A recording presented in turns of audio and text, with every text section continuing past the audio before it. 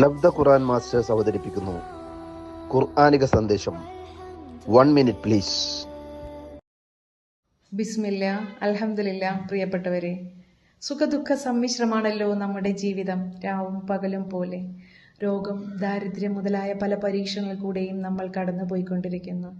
അപ്പോഴൊക്കെയും അള്ളാഹു കൂടെ ഉണ്ടാവുമെന്ന് നബി സല്ലല്ലാഹു അലൈഹി വസല്ലമയോട് അള്ളാഹു ഉണർത്തിയതുപോലെ തന്നെ നമ്മോട് കൂടി പറയുകയാണ്.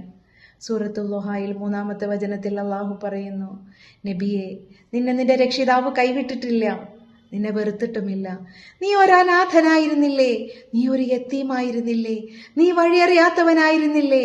നിനക്ക് നേർമാർഗം കാണിച്ചു തരികയും അഭയം നൽകുകയും ചെയ്തില്ലേ? ചെറുപ്പക്കാരനായ അബ്ദുള്ള മരിച്ചിട്ടും വൃദ്ധനായ അബ്ദുൽ മുത്തലിബിനെ ബാക്കി വെച്ചതാരാണ്?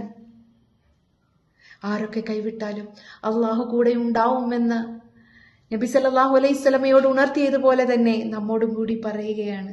ആ ഉറപ്പിന്റെ ആത്മബലത്തിൽ നമുക്ക് ജീവിക്കാം. അസ്സലാമു അലൈക്കും വറഹ്മത്തുള്ളാഹി വബറകാതുഹു.